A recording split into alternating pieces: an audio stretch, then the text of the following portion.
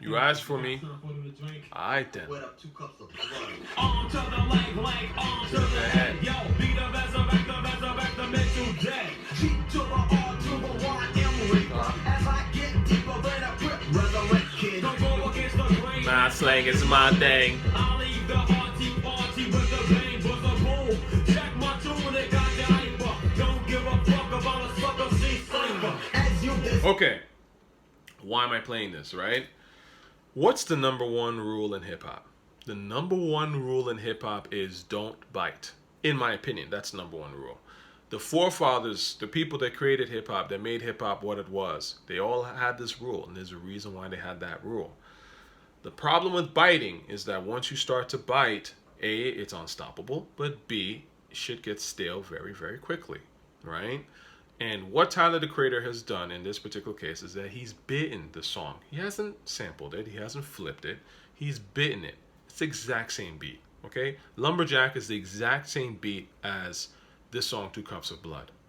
The issue I have with Tyler, the Creator, doing that is that, of course, he's not bringing anything new to it. He's just rapping his monotone, lazy shit on it, right? That's biting. That's whack, right? To me, it's whack, like flat out. There's no other way to describe it. And actually, the problem of it is when you listen to Lumberjack and you listen to 2 Cups of Blood, it's a perfect example of why I can never listen to Tyler, the Creator. He just doesn't have energy in his vocals. He has the monotone thing, and that works for sleepy people, but I'm not a sleepy person. I'm not into sleepy music. You know what I'm saying? And when you listen to the way RZA, and I think it's Frukwan, if I'm getting the name right, the way that they rap on it, like, you know what I mean? This energy, right? It's the vocal tone, the presence, right? Tyler, the Creator, doesn't have presence when he raps, right? He's basically the sort of like video gamey, you know, quiet kid, white kid, right? Told you, why you always bring race into it? Listen, man, we live in a race world. It's just what it is, man. I didn't create this shit. I wish it wasn't this way, but it is this way. And there's a whole fucking history of music and race. You know it. Let's not play dumb. Let's not, please. So, let's talk about this Tyler, the Creator, for a second, right? Because I'm going to use this to really kind of get into the things about what I don't like about Tyler, the Creator. I'm not offended by Tyler, the Creator, being weird. I actually don't think that Tyler, the Creator, is weird enough. I'm going to be honest with you. I think Tyler, the Creator, is weird in a non-threatening way. And that's offensive to me. Because, you know, when I think of people who are weird in hip-hop, I'll play a perfect example of this. Kool Keith is weird, right? Ultramagnetic were fucking weird. But they were also innovative as fuck. And they were also dangerous with it. You know what I'm saying? They came with some shit. You knew their shit banged. You could play it. Kool Keith, you could rock to it. This is the B-boy anthem right here, okay? B-boys was cutting up to, you know, dancing to this shit.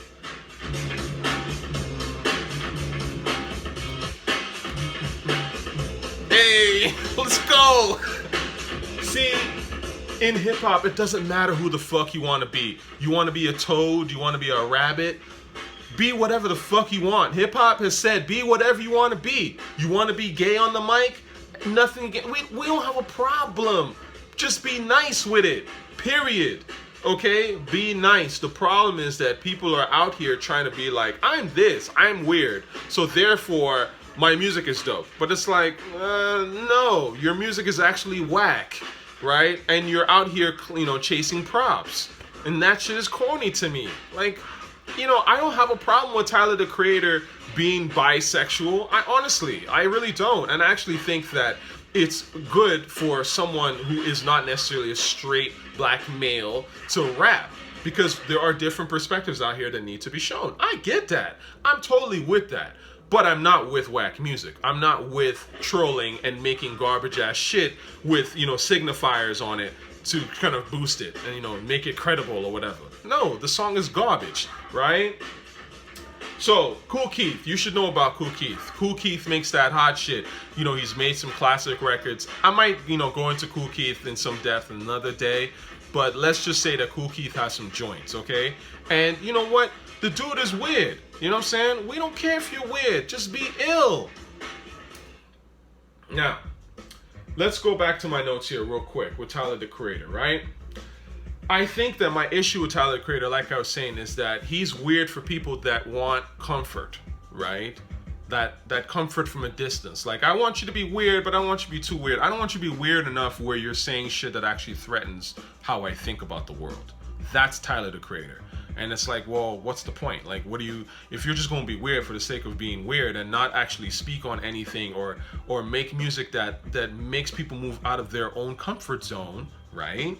You know, in hip hop, and makes people, and, you know, innovates to the next level. Innovates, not, you know, do some indie fucking bullshit and then tell me that's innovating hip hop. You're not innovating hip hop. People in hip hop don't listen to you like that. You know what I'm saying? So let's talk about Tyler, the Creator, for a second, because I first heard of Tyler, the Creator through Mos Def, not personally, but I remember Tyler, the Creator coming on, I think it was like Jimmy Fallon or something like that. It was like some kind of show, and I think Mos Def introduced them or something like that, and Mos Def was like, yo, you know, these guys are the new Wu-Tang or some shit. I don't remember, but I just remember being like, okay, Mos Def, like, I'll listen. And then they proceeded to drop the wackest song I think I had heard at that point. I was like, what the hell? This don't sound like Wu-Tang at all. See, this was in the early days of like really cosign dependent driven rap. Now, of course, I ignore the shit. I know the protocol. But back in 2008, 2009, this was some fucking like crazy, strange shit to me. Where, and you know, and you're kind of racking your brain. You've been listening to hip hop for a while now. At that point, I've been listening to hip hop for at least like what, 10, 11, 12 years seriously. And you're telling me these guys, the Odd Future, they're the new thing, they're the new Wu-Tang. How come I'm not hearing it? Am I fucked up? Am I missing something? No, I'm not missing shit. I figured this out. Eventually, I figured out that these guys is trolling. The game is watered down, and it's all about chasing props. And that's why people can say they're the new Rakim, they're the new this, and they can be the furthest thing from Rakim, right?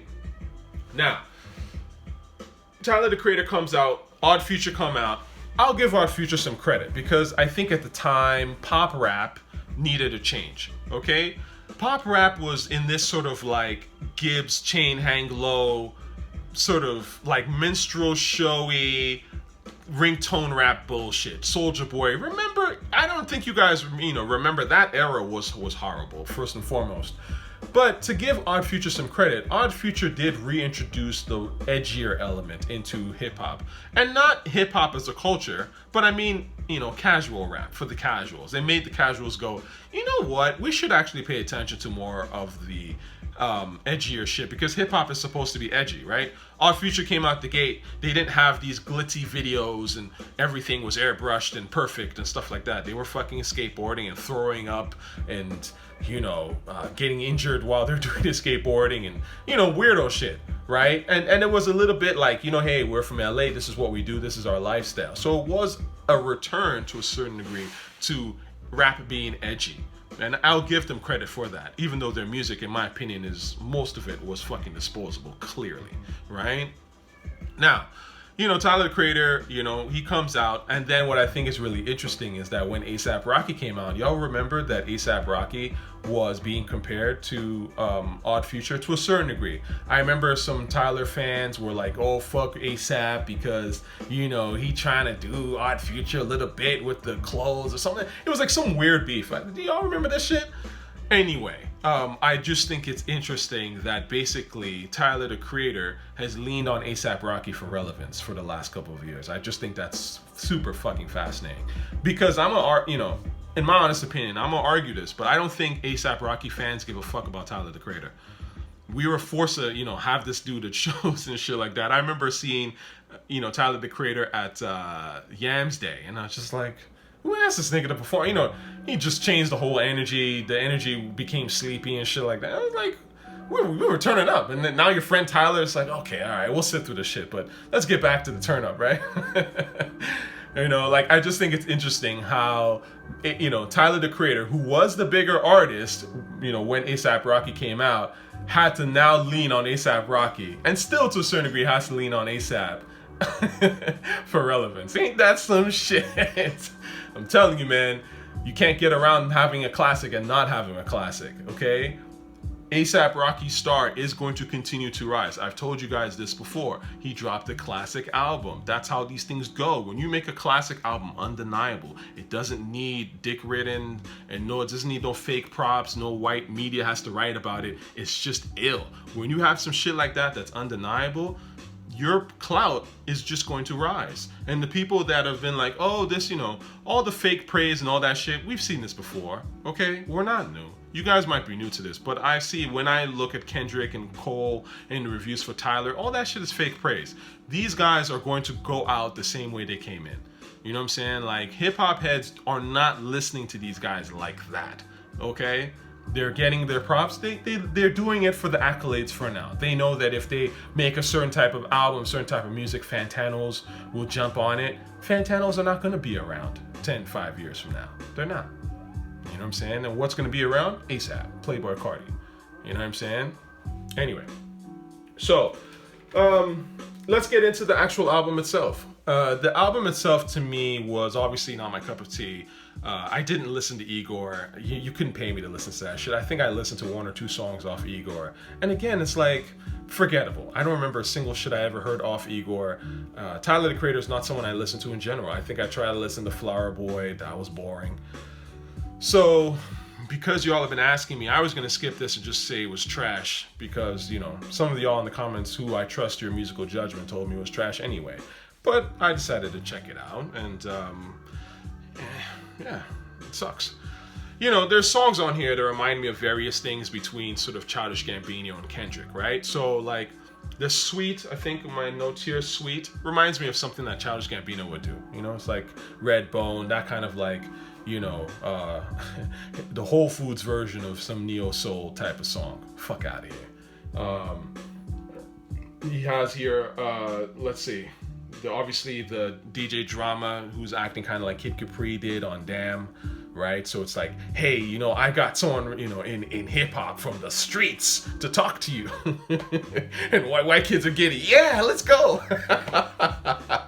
Fuck out of here. And the interlude, you know, the mother, Tyler's mother is talking, reminds me of some shit off Good Kid, Mad City. Again, it's that tourist, that's that tourist rap. It's that tourist, like, hey, you in the suburbs, look at how, like, black people talk, and, you know, they talk about dumb shit. And that isn't that appealing to you? Yay, you know?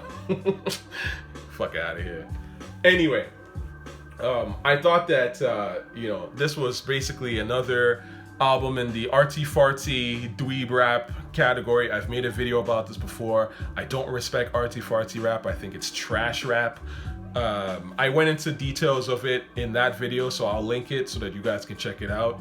But in short, my real issue with artsy-fartsy rap is it's not good. Number one, the music is actually never that strong. Number two, that music always leans on the street element. For some reason, these rappers are always infatuated with the fucking street, right? And they know deep down that hip-hop comes from the hood, but they're trying to scrub the hood out of the music, and I don't like that shit.